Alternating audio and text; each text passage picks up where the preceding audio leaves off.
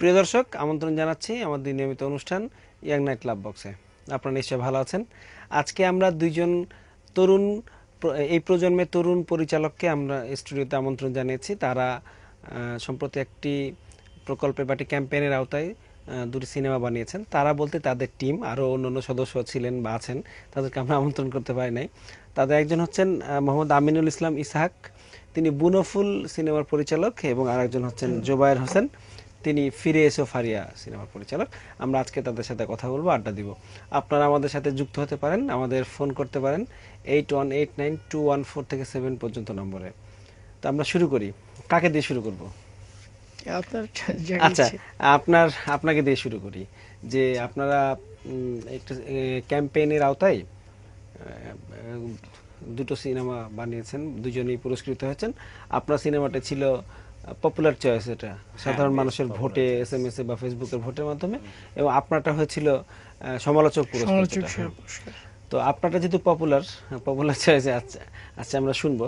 তো একদম প্রথমেই যদি জানতে চাই আপনাদের কাছ থেকে, যে এই ধরনের ক্যাম্পেইনের আওতায় সিনেমা বানানো, গল্প লেখা, এটা কেন, কি উদ্দেশ্য ছিল, এটা আপনারা কি বুঝছেন? প্রথমে ধন্যবাদ জানাবো স্টারনটকে, যারা এত সুন্দর একটি উদ্যোগ নিয়েছিল। আর সিনেমা বানানোর এই মানে শর্ট ফিল্ম বানানোর এই উদ্যোগটা আমাদের বাংলাদেশে আমি মনে করি যে নতুন। শর্ট ফিল্ম মানে প্রফেশনাল কোয়ালিটির শর্ট ফিল্ম এর পূর্বে হয়েছে কিনা আমার জানা মতে নেই। তো স্টারনট এটা বেশ ভালো উদ্যোগ নিয়েছে যে প্রফেশনাল টিমের সাথে কাজ করে আমরা যেন মানে প্রফেশনাল মানের শর্ট ফিল্ম তৈরি করতে পারি, সেই সুযোগটা তৈরি করে দিয়েছে স্টারনট, সেই জন্য অবশ্যই ধন্যবাদ প্রাপ্য। আর আসলে স্টারনটের এই প্রতিযোগিতায় আমরা মানে যুক্ত হওয়ার আগে চিন্তাও করিনি যে এটা নিয়ে আসলে এত কিছু হবে। Radio, television, even Jamuna Future Park, এরকম অনেক বড় বড় জায়গায় আমরা গিয়েছি। তো এই উদ্যোগটাই অবশ্যই প্রশংসার দাবিদার। আমরা বলবো যে তাদের প্রোডাক্টটাকে জনপ্রিয় করার জন্য, বা পাশাপাশি তরুণ প্রজন্মে যারা আগ্রহী আছে, সুন্দর গল্প লিখতে পারে, ফিল্ম বানাতে পারে, তাদেরকে আরো সুযোগ করে দেওয়ার জন্য হতে পারে। তারাও তাদের প্রোডাক্টকে প্রমোট করেছে, বাট আমরা তো একটা বেশ বড় সুযোগ পেয়েছি, এটা আমাদের কাছে প্লাস পয়েন্ট। এটা বেসিক্যালি আমরা এই বিষয়টাই আলাপ করব, যে আপনাদের একটা সুযোগ হয়েছে, আপনারা কাজ করার সুযোগ পেয়েছেন। নিশ্চয়ই এই কাজটা আপনাদেরকে অনেক দূর নিয়ে যাবে বা আরো কাজ করার সুযোগ তৈরি করে দেবে। তো আমিনুল ইসলাম ইসহাক, আপনার কাছ থেকে এবার জানতে চাই যে আপনি জাহাঙ্গীরনগর বিশ্ববিদ্যালয়ের ড্রামা নিয়ে পড়াশোনা করছেন, বা এটা কি এই যে ফিল্মের সাথে যুক্ত হওয়া, ফিল্ম মেকিং এর সাথে যুক্ত হওয়া, এটা কি হঠাৎ করে হলো, নাকি কোনো ধরনের দীর্ঘদিনের স্বপ্ন বা চেষ্টার পরে এই ধরনের যুক্ত হওয়া? আসলে আমি শুরুতেই ধন্যবাদ জানাবো যাকে, জাহাঙ্গীরনগর বিশ্ববিদ্যালয়কে, কারণ হলো স্টপনট বা এটা শুরু থেকে হলো যে গ্রে অ্যাডভার্টাইজিং এর ক্রিয়েটিভ ডিরেক্টর আসলাম শাওন ভাইকে অবশ্যই ধন্যবাদ জানাই। ওনার একটা ইনিশিয়েটিভ, একটা পদক্ষেপের কারণে আজকে এই স্টুডিওতে আসা। কিন্তু এর আগেও সবচেয়ে বড় যেটা বলার জায়গা, সেটা হলো যে আমি জাহাঙ্গীরনগর ইউনিভার্সিটির স্টুডেন্ট যদি না হতাম, আমি আসলে এই প্ল্যাটফর্মে কোনো অপরচুনিটি পেতাম না। দেশে সৃষ্টিকর্তার কাছে কৃতজ্ঞতা জানানোর পর প্রথমে আমি জাহাঙ্গীরনগর বিশ্ববিদ্যালয়কে কৃতজ্ঞতা জানাই, যে ইউনিভার্সিটিতে পড়ার কারণে আমি এই প্ল্যাটফর্মে আজকে আসতে পারছি। এরপরে এই ইনিশিয়েটিভ যার মাথা থেকে আসছে, আপনি একটু আগে বলছিলেন যে স্টপনট কি মার্কেটিং কোনো পলিসি কিনা। আমরা টেলিভিশন, ভিজুয়াল, কমার্শিয়াল বা টিভিসির মাধ্যমে যে মার্কেটিং বা মিডিয়া বাইং দেখি প্রত্যেকটা প্রোডাক্টের, প্রত্যেকটা মাল্টিন্যাশনাল কোম্পানির, তো সেই ক্ষেত্রে ওরা কিন্তু বিজ্ঞাপনের মাধ্যমে সেটা করতে পারত। তো বিজ্ঞাপনের ওই জায়গা থেকে বিজ্ঞাপনের একজন মানে বাংলাদেশের অন্যতম ক্রিয়েটিভ ডিরেক্টর, যার মাথা থেকে অসংখ্য বিজ্ঞাপনের ধারণা আসে, গাউসুল আলম শাওন ভাই, গ্রে অ্যাডভার্টাইজিংয়ের। তো ওনার মাথা থেকে একটা ডিফারেন্ট অ্যাডভার্টাইজিং পলিসি আসলো, যে অ্যাডভার্টাইজিং পলিসির মাধ্যমে দেশের মানে তরুণ নির্মাতা কতটুকু সার্থক হবে জানি না, মানে 10টা ইউনিভার্সিটির কিছু ছেলে, কিছু মেয়ে বা কিছু স্টুডেন্টসদের কিছু মানে মাথার ভিতরে কিছু মানে ভিতরে কিছু ইন্টারনাল স্বপ্ন ছিল, যে স্বপ্নগুলো মানে ডানা মেলে উঠতে চায়, সেই স্বপ্নটাকে উড়ার সুযোগ করে দিল শাওন ভাই। একটা উস্কানি দেয়া আর কি, এক ধরনের সুযোগ করে দেয়া, একটা সুযোগ করে দেয়া যেটা আর কি। তো এই জন্য আসলে মানে খুবই কৃতজ্ঞ মানে আমি ইউনিভার্সিটি স্টুডেন্ট হিসাবে, যে এই ধরনের একটা ডিফারেন্ট মানে বিজ্ঞাপন থিঙ্কিং, বিজ্ঞাপন তো স্টপনট পাচ্ছেই, বা আমি স্টপনটের কথা বলতেছি আজকে চ্যানেলে এসে স্টুডিওতে, সেটাও যারা প্রোগ্রাম এখন শুনছে তারা স্টপনটের কথা শুনতে হচ্ছে। কিন্তু আমরা যে বেনিফিটটা পেলাম, এটা আসলে অনেক বড় সুযোগ। ও জুবাইর একটু আগে বলতেছিল যে আসলে এর আগে এই ধরনের প্রফেশনাল শর্ট ফিল্ম বা স্বল্পদৈর্ঘ্য চলচ্চিত্র কতটুকু হয়েছে বা কোনো ধরনের ইনিশিয়েটিভ ছিল কিনা। আমি ঠিক জানি না ইনিশিয়েটিভ ছিল কিনা, কিন্তু হয়তো বা প্রফেশনাল ওয়ার্ক হয়েছে, বাট এই ধরনের প্ল্যাটফর্মে এর আগে বাংলাদেশে আমার মনে হয় না হয়েছে আর কি। তো সেই জন্য আসলে পারফেক্টিভ ব্র্যান্ড, গাছলাম শাওন ভাই, আর হলো আমার ইউনিভার্সিটি, আসলে তিনটা জিনিস একসাথে হওয়ার কারণে আমি আজকে এখানে আসা, আমি একজন তরুণ হিসেবে এই সুযোগটা পাওয়া। তো শুরুতেই আসলে এই ধন্যবাদ জানাই। আপনি যেটা জিজ্ঞেস করলেন যে স্বপ্ন ছিল কিনা, হ্যাঁ স্বপ্ন ছিল।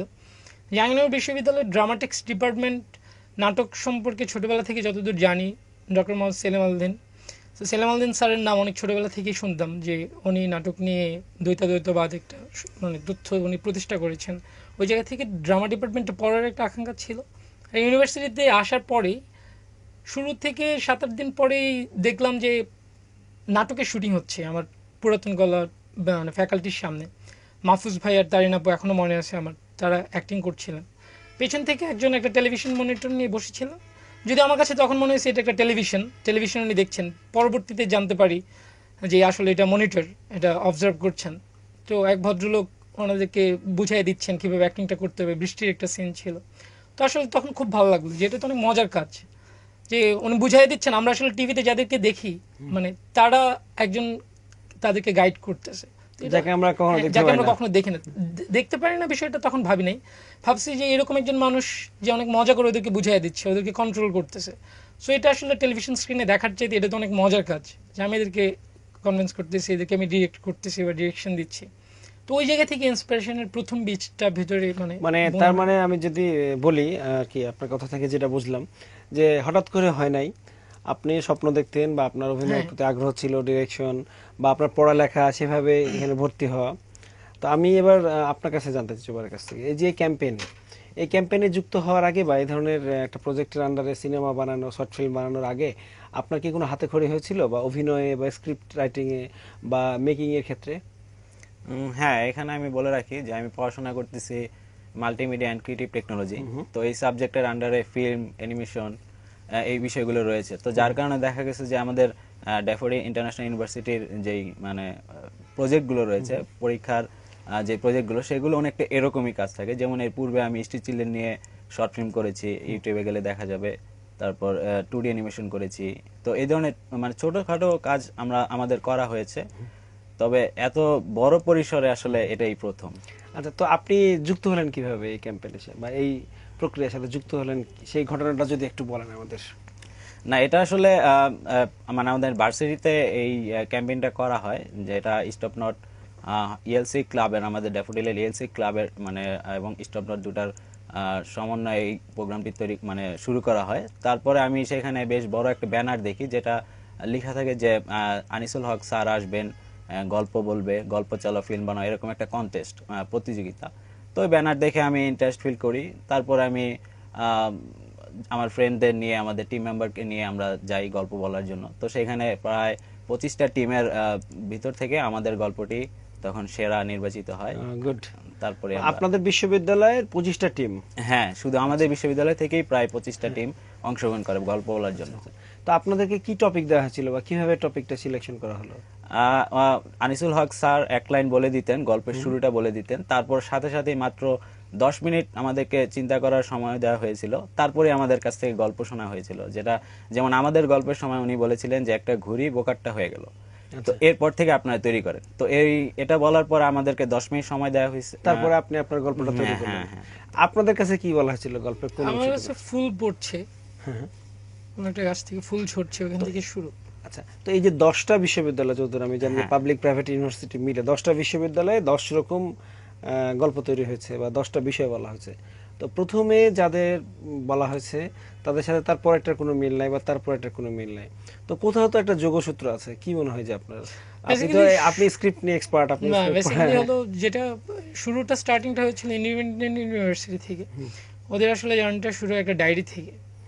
সো গল্পের শেষ আমার জাহাঙ্গীরনগর ইউনিভার্সিটির বনফুল চলচ্চিত্র যেটা, সেটা হলো 10 নম্বর গল্প। আমার এখানে এসে গল্পটা ডায়েরিতেই শেষ হয়। মানে বেসিক্যালি আমার কাছে যেটা মনে হয়েছে স্ক্রিপ্টের জায়গা থেকে, যে 10টা ইউনিভার্সিটির মানে যেখান থেকে শুরু, জার্নিটা একটা ডায়েরি দিয়ে শুরু হয়, শেষটা একটা ডায়েরিতেই শেষ হয়।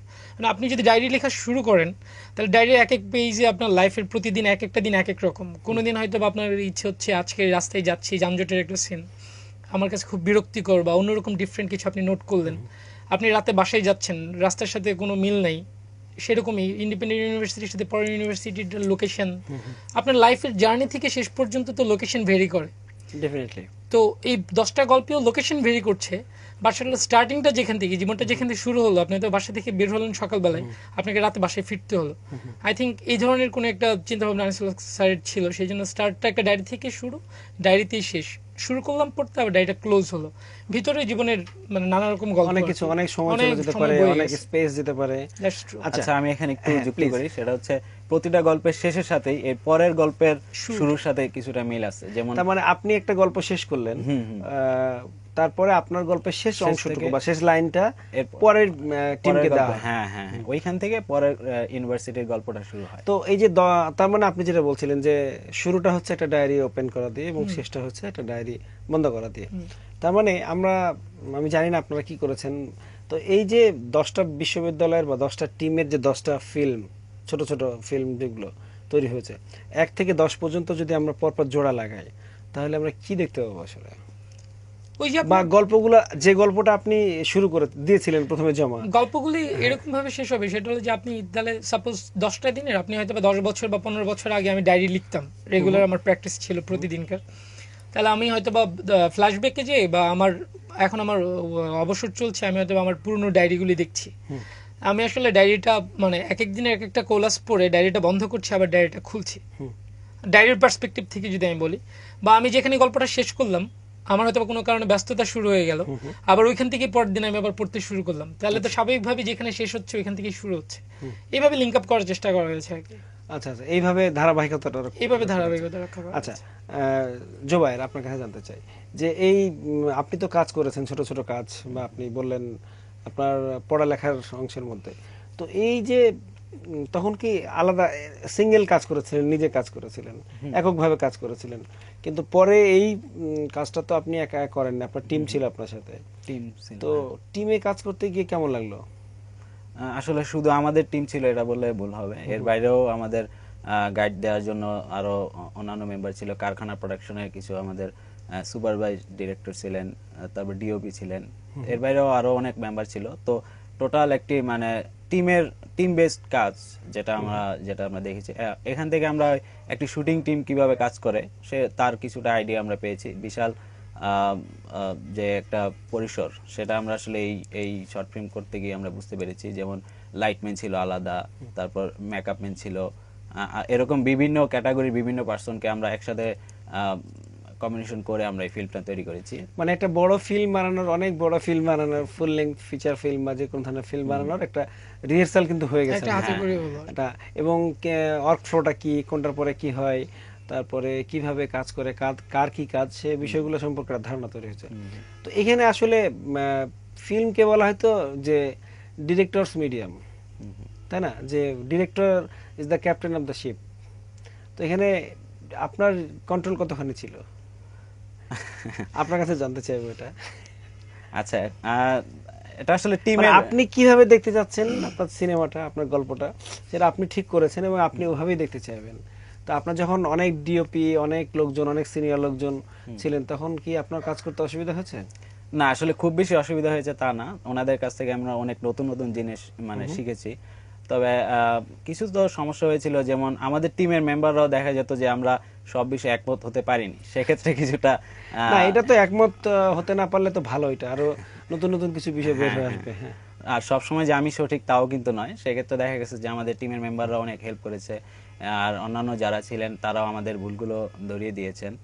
তো সব মিলে আমরা বলবো যে বেস্ট যেই টিম, হ্যাঁ সেটাই আমরা করেছি। ইভেন আমরা আমাদের সাথে সিনিয়র যারা ছিলেন তাদের সাথে ভবিষ্যতে কাজ করারও আশ্বাস পেয়েছি, ওনারা আমাদের কাজ দেখে।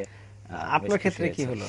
আমার ক্ষেত্রে বেসিক্যালি আপনি যেটা বলছিলেন যে জাহাজের নাবিক মানে ডিরেক্টর, আমি এটার সাথে একমত। ফিল্ম মেকিং আমার কাছে যেটা মনে হয়েছে, মানে আমার প্র্যাকটিক্যাল এক্সপিরিয়েন্স বা প্রিভিয়াস আমার পড়াশোনা থেকে, সেটা হলো যে ফিল্ম মেকিং মানে নট ওনলি ডিরেক্টরস, মানে ফিল্মটা আসলে অনেকেরই, বাট এখানে একজন তো লিড দেবে। নেতৃত্বটা যদি প্রপারলি না হয়, না দিতে পারে, তাহলে আসলে দিন শেষে খুব ভালো একটা আউটপুট পাওয়া সম্ভব না। সো আমি আমার প্রিপ্রোডাকশন, আমি আমার গোটা টাইমটাকে মানে প্রফেশনাল যেভাবে ভাগ করতে হয় একটা ফিল্ম বানাতে, যে আমি সেভাবেই কাজ করেছি।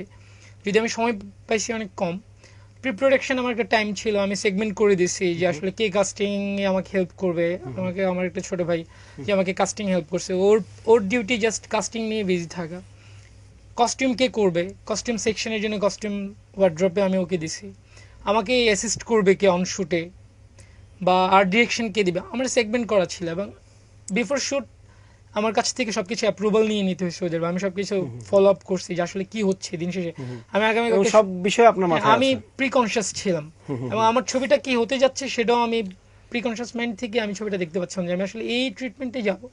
আমি আমার ডিওপি যিনি থাকবেন, ক্যামেরায় যিনি থাকবেন, তো ওনার সাথে আমার শেয়ারিংটা এরকম ভাবে ওনাকে বলবো যে আমি এইভাবে দেখতে চাই। এবং হেল্পফুল ছিল যে মানে ডিওপি যিনি ছিলেন যথেষ্ট help করছে, এবং আমি যেটা চাইছি সেটাই উনি আমাকে দিছে।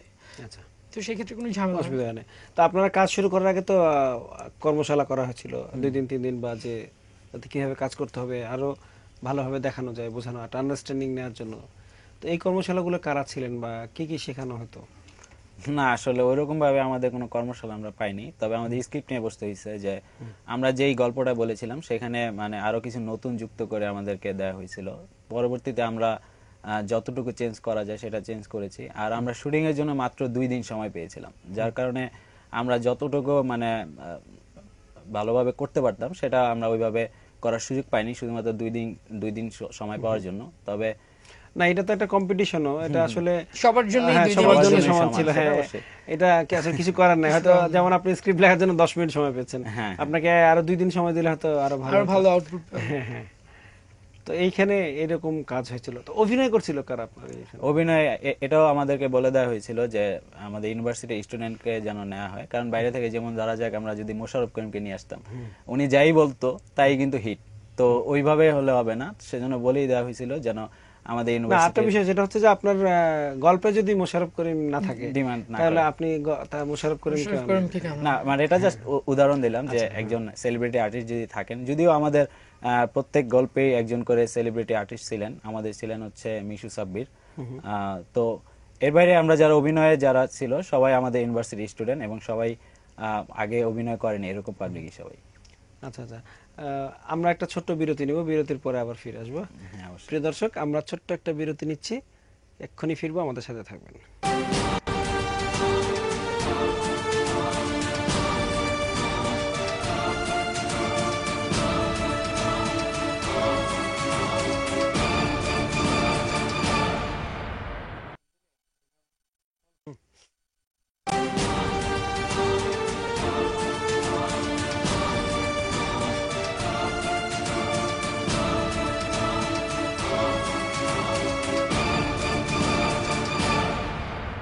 প্রিয় দর্শক, বিরতির পরে আবার আমন্ত্রণ জানাচ্ছি আপনাদের আমাদের এই অনুষ্ঠানে। আর এতক্ষণ আমাদের সাথে থাকার জন্য আপনাদের সবাইকে ধন্যবাদ। আমরা কথা বলছিলাম দুজন তরুণ পরিচালকের কাছে, পরিচালকের সাথে, তাদের সিনেমা বানানোর গল্প, তারা কিভাবে যুক্ত হলেন এটার সাথে। এরপরে আমরা শুনবো তাদের সময়ের তৈরি বা তাদের আগের সময়ের তৈরি সিনেমাগুলো কিভাবে দেখেন, তাদের মূল্যায়ন কি, তাদের মতামত কি, এবং ভবিষ্যতে তারা আসলে কি বানাবেন বা আমাদের কি দিবেন। আপনার কাছ থেকে শুরু করি এবার বিরতির পরে। এই যে আমরা সিনেমাগুলো বানালেন, আপনারা প্রত্যেকটা তো দেখেছেন। আপনি আপনারটা দেখেছেন, বাকি 9টা দেখেছেন, আপনিও 9টা দেখেছেন। তো আমাকে যদি একটু বলেন যে কন্টেম্পোরারি যে বাংলা সিনেমাগুলো তৈরি হচ্ছে বাংলাদেশের, এই সিনেমাগুলোর থেকে আলাদা কি আপনারা কোন ভ্যালুটা অ্যাড করতে পেরেছেন বলে মনে হয়? নিশ্চয়ই তো আপনি যখন সিনেমা বানান বা চিন্তা করেন, গল্প লিখেন বা মেকিং করার সময় মনে হয়েছে যে আমি একটা কিছু নতুন করব, ডিফারেন্ট কিছু করব। তো কোন ভ্যালুটা অ্যাড করতে সক্ষম হয়েছেন আপনারা? বেসিক্যালি মানে ফিল্ম তো একটা আর্ট, ফিল্ম একটা শিল্প। তো আর্টের মানে হোয়াট ইজ আর্ট, এই ডেফিনেশনে যদি যাই তাহলে আসলে art is equal to transformation, creation, adaptation. প্রতি মুহূর্তে আমরা যেটা সৃষ্টি করছি, একজন শিল্পীর নবরূপে সৃষ্টি করার একটা তাড়না থাকে, তাগিদ থাকে। সেই জায়গা থেকে আমার বনফুল ডেফিনেটলি আমার একটা ক্রিয়েটিভ থিঙ্কিং ছিল, আমার একটা ডিফারেন্ট ক্রিয়েশন সৃষ্টির ইচ্ছা ছিল, এবং আমি চেষ্টা করেছি। জানি না কতটুকু পারেছি, সেটা মানে সাকসেসফুল আমি ওই জায়গায়। সেটা যারা আমার ফিল্ম দেখছে তারা ডেফিনেটলি সেই সমালোচনাটা করতে পারবে, বা তথ্যগত জায়গা থেকে এটা বিচার বিশ্লেষণ করতে পারবে। তো আর্টের ধরনটা হলো এরকম, আর্ট যখনই নতুন একটা কিছু সৃষ্টি হয়, শিল্প এটা হয় কোথাও থেকে অ্যাডাপ্ট হয় বা নতুন করে ক্রিয়েশন হয়, সংজ্ঞাগত জায়গা থেকে। তো আসলে আমি অনেক নবীন, বয়স আমার কম, আমি হয়তো বা শিল্প কী সেটা জানি, কিন্তু আসলে প্রিভিয়াস বাংলা ফিল্ম বা বর্তমান যে ফিল্মগুলো চলছে, প্রিভিয়াস বাংলা ফিল্ম সম্পর্কে বলতে গেলে যেটা বলতে হয় যে একটা সময় ছিল হয়তো আমার জন্মের আগে যে ফিল্মগুলো আমরা এখন দেখি অনেক সময়, বা জন্মের আরো অনেক আগের ফিল্ম যদি বলি, মানে আমার কাছে যেটা মনে হয় যে বাংলা ফিল্মে একটা সময় ছিল যখন একটা ফিল্মের বেসিক যে জিনিসটা স্টোরি, আসলে আমি কি বলতে চাচ্ছি, মানে আমি যেটা উপন্যাসে না লিখে আমি ভিজুয়াল মিডিয়ায় দেখাতে চাই, তো গল্পটা আসলে আমি কিভাবে বলছি, আপনার সাথে বিরোধী মাঝখানে যে বিষয়ে কথা হচ্ছিল, তো গল্প বলার ঢং বা একটা গল্প কিভাবে প্রেজেন্ট করা উচিত বা আমি কাকে গল্পটা বলতে চাচ্ছি, এটা আসলে বানানোর আগে আমাকে হলো, আমার কাছে মনে হয় যেটা যেটা হলো যে আমাকে ক্লিয়ার থাকতে হবে যে আসলে আমার বলার ধরনটা কি। তো বাংলা সিনেমার এখনকার পার্সপেক্টিভের সাথে কন্টেম্পোরারি আলোচনা করতে আমার কাছে গেলে যেটা মনে হয় সেটা হলো যে আমাদের গল্প বলার ঢং বা গল্প প্রেজেন্টেশনটাই আসলে আমাদের দর্শকের মানে মনের ওই জায়গায় যেতে পারছে না, যেটার কারণে হলো যে আমি হয়তো বা আমার ফ্রেন্ডকে যেয়ে বলবো যে এই ছবিটা ভালো হয়েছে, তুমি এই ছবিটা দেখতে যাও, আমি দেখে হল থেকে হয়তো বা ভ্রু কুচকিয়ে বের হয়ে যাচ্ছি যে এই ছবিটা ভালো হয় নাই। সো এটার একটা মানে মিস ইনফরমেশন আমার ফ্রেন্ডের কাছে যাচ্ছে, ও হয়তো বা আরো 5 জন ওকে হয়তো বা ইনসিস্ট করছে যে এই আস্তে আস্তে ফিল্মটা বাড়তে দেখে থাকছে আসি, বিষয়টা, হ্যাঁ। তো ও তো তখন বলবে যে এই ছবিটা ভালো হয় নাই। So আসলে গল্প বলার জায়গাটা একটা বেসিক প্রবলেম। আর হলো যে আমার মনে হয় যে আগে আমাদের মানে এইটা মানে আরো সত্যজিৎ রায় ওই সময়ে হলো এত ধরনের টেকনোলজিক্যাল প্রতিবন্ধকতার মধ্যে যে ধরনের ভালো ফিল্ম বা অমর সৃষ্টি যেগুলো করে গেছেন, ঋত্বিক ঘটকের কথা যদি বলি, ওনারা যে ধরনের ফিল্ম করে গেছেন, তো ওই ধরনের ফিল্মগুলো থেকে আমাদের ইন্সপিরেশন নেওয়া উচিত স্টোরি টেলিং এর জায়গায়। আমাদের গল্পের অনেক প্লট আছে আমাদের সামনে, কিন্তু আমরা আসলে এটা কিভাবে প্রেজেন্ট করবো সেটাই আসলে মূল বিষয়। আচ্ছা, আবার আপনাকে আরেকটি বিষয় জানতে চাইবো, আপনার কথার সূত্র ধরে আপনি শিল্পের কথা বলছিলেন যে আর্ট, সিনেমা কিন্তু একই সাথে আর্ট অর্থে শিল্প আবার ইন্ডাস্ট্রি অর্থে শিল্প। না তার হ্যাঁ, ঠিক মানে আমার সবগুলো আর্ট, যতগুলো আর্টের যতগুলো ফর্ম আছে সব কিছু মিলে কিন্তু সিনেমা। আবার একই সাথে ইন্ডাস্ট্রিও, আপনি ইন্ডিয়ার কথা দেখেছেন, বিরাট বড় একটা শিল্প, অনেক বড় শিল্প। হলিউডও বিশাল বড় হ্যাঁ, ইন্ডাস্ট্রি। হলিউড, আমি কাছাকাছি দেশের কথা বলছি। তো এখন আপনারা যখন সিনেমাটা বানালেন তখন কি নিছক একটা কম্পিটিশনে ফার্স্ট হওয়ার জন্য সিনেমাটা বানানোর কথা মাথায় ছিল, নাকি যে আমি এটার একটা যেমন সিনেমা বানানোর অনেকগুলো স্টেপ থাকে, যে ডেভেলপমেন্ট, প্রি প্রোডাকশন, প্রোডাকশন বা পোস্ট প্রোডাকশন, তারপর ডিস্ট্রিবিউশন, তো এই সিনেমাটা আমি মানুষের কাছাকাছি নিয়ে যাব কিভাবে, এরকম কোনো ওরিয়েন্টেশন কি না, হয়েছিল এটা আপনাদের? মানে আমাদের দুজনের খুব মানে আমরা খুব লাকি যে আসলে আপনি যেটা বলছিলেন যে ফিল্ম নিজে একটা আর্ট, আবার এটা ইন্ডাস্ট্রি হিসাবেও শিল্প। তো ইন্ডাস্ট্রি হিসাবে ফিল্ম শিল্প, এটা আমার এই ছবির ক্ষেত্রে আমাকে ভাবতে হয় না, এটা প্রমোশন, মিডিয়া সবকিছুর রেসপন্সিবিলিটি ছিল অ্যাডভার্টাইজিং বা পারফেক্ট ব্র্যান্ড। সো আমি আমার জায়গা থেকে হলো ফিল্ম যে একটা স্বকীয় শিল্প, মানে মাদার অফ আর্ট, ফিল্মে যেখানে হলো অসংখ্য শিল্পের অনেক শাখা প্রশাখা যেখানে ইনভলভমেন্ট থাকে, তো ওই জায়গায় আমার যেটা রেসপন্সিবিলিটি ছিল, আমি একটা অপরচুনিটি পেয়েছি, আমি ফার্স্ট হবো কিনা এই ধরনের টেন্ডেন্সি আমার ছিল না। যেমন হলো যখন অনলাইনে ভোটিং হচ্ছে, আমি জাহাঙ্গীরনগর ইউনিভার্সিটিতে পাবলিক ইউনিভার্সিটিতে পড়ি, আমার ইউনিভার্সিটিতে হিউজ স্টুডেন্ট, আমার ইউনিভার্সিটিকে বলা হয় যে সাংস্কৃতিক রাজধানী বাংলাদেশ, এটা আমরা গর্ব করে বলি, এটা বাইরের কেউ মানুক আর না মানুক, আমরা ভেতরে বলে বাইরে বলে জাহাঙ্গীরনগর হলো সাংস্কৃতিক রাজধানী। তো সেই ক্ষেত্রে সেইখানেও আমার ভোট অনেক পিছিয়ে ছিলাম, আমার কিন্তু কোনো খারাপ লাগে নাই। আমার সাকসেস আমি তখন পর্যন্ত মানে ক্রিটিক্স চয়েসের আগে পুরস্কার পাওয়ার পর্যন্ত বা ঘোষণার পর্যন্ত আমার সাকসেস আমার যেটুকু ছিল, আমি আল্লাহ পাকের কাছে শুক্রিয়া আদায় করছি যে জিনিসটা দেখে, যে এভাব 18,000 পিপল আমার ফিল্মটা ফেসবুকে ছবিটা দেখছে, ভিউজ ছিল, ভিউয়ার্স। তো আমি খুবই ছোট একজন মানুষ, পড়াশোনা শেষ করতে যাচ্ছি, তো সেই তুলনায় আমি একটা জিনিস মানে তৈরি করছি বা আমার হাতে গড়া একটা ফিল্ম, যে ফিল্মটা 18,000 মানুষ দেখছে, এর চেয়ে বড় প্রাপ্তি আর জীবনে কিছু হতে পারে না। অবশ্যই এটা অনেক বড় একটা So, অ্যাচিভমেন্ট, এটাই আমার কাছে বড় প্রথম achievement ছিল। একটাই কাছে। এবার আমি জুবাইরের কাছে জানতে চাইবো যে এই সিনেমাটা যে বানালেন আপনি, তো একটা সিনেমা বানানোর সময় একটা টার্গেট থাকে না যে আমি কার জন্য সিনেমাটা বানাবো? কেউ হয়তো সিনেমাটা বানায় যে সবাই দেখবে, সবার ভালো লাগবে, সবাই মিলে একসাথে ড্রয়িং রুমে বসে দেখতে পারবে। কেউ হয়তো ভাবে যে না, যারা একটু চিন্তা ভাবনা করে তাদের জন্য বানাবো, বা অনেকে ভাবে যে নিজের জন্যই বানাবো, কেউ দেখলে দেখবে, না হলে না দেখবে। তো আপনার এটা কি ছিল, আপনার কাদেরকে টার্গেট করে বানিয়েছেন আপনি? টার্গেটটা আসলে সবারই ছিল, বাট আমাদের গল্পের যে ধরনটা এটা সবাই আসলে বুঝতে পারবে না। এটা বোঝার জন্য ইয়ং যে জেনারেশনটা আছে, যারা এই যে ফেসবুক ইউজ করে, তারা বেশ ভালোভাবে এই গল্পটা বুঝতে পারবে, এবং হয়েছেও ঠিক তাই। দেখা গেছে যে যারা ফেসবুক আগে কখনো ইউজ করেন, আপনি হয়তো আমাদের ফিল্মটা যদি দেখে থাকেন তাহলে বুঝতে পারবেন যে এটার 50% কাজই হচ্ছে ফেসবুক থেকে শুরু হয়। ফেসবুক থেকে লাইক মানে ভোট শুরু হয়, লাইক শুরু হয়, এবং এখান থেকে আমাদের যেই ঘুড়ির গল্পটা এখান থেকেই শুরু হয়, যার কারণে অনেকে যারা ফেসবুক ব্যবহার করেনি তাদের কাছ থেকে এটা মানে বোঝা বেশ সমস্যা হয়েছিল। তারপর আমরা আমাদের চেষ্টা করেছি যতটা সবার জন্য উপযুক্ত করা যায়। তবে এটা আমাদের মূল টার্গেটটাই ছিল ইয়ং জেনারেশন যারা ফেসবুক ইউজ করে। আর আমাদের গল্পে কিছুটা স্যাটায়ার টাইপ ছিল, যেটা যেমন সিম্পল কিছু কারণে মানববন্ধন হয়, তারপর টক শো হয়, তারপরে রেডিওতেও কথা হয়। তো এই বিষয়গুলো ঝড় ওঠে। হ্যাঁ হ্যাঁ হ্যাঁ, তো এই ছোট ছোট বিষয়গুলো নিয়ে যে এত হইচই হয়, আমরাও ঠিক সেই বিষয়টা আমাদের গল্পের মাধ্যমে তুলে ধরার চেষ্টা করেছি। মাত্র একটা ঘুড়িতে ফিরে এসে ফারিয়া টেক্সট দিয়ে দেখার কারণেই সারা দেশে সারা শহরে হইচই পড়ে যায়, যেটা আমরা অনেকটা স্যাটায়ারের মতো দেখানোর আপনার চেষ্টা ফারিয়া করেছি। কি ফিরে এসেছিল শেষ পর্যন্ত? হ্যাঁ, শেষ পর্যন্ত ফিরে এসেছে, বাট আমরা আসলে ওই ফারিয়াকে উদ্দেশ্য করে ওটা আমরা দেখাইনি, ওটা আমরা অনেক ফারিয়াকে মানে উদ্দেশ্য তা তো করে বটেই। তৈরি আপনি করেছি। তো একটা টেক্সট তৈরি করবেন, একটা ফারিয়া তৈরি করবেন, বা একটা জুবায়ের তৈরি করবেন, হাজার হাজার জুবায়ের, হাজার হাজার ফারিয়া আসবে। তো এটা আপনার আপনি যে সেরা হয়েছেন, এটা প্রক্রিয়াটা কি ছিল?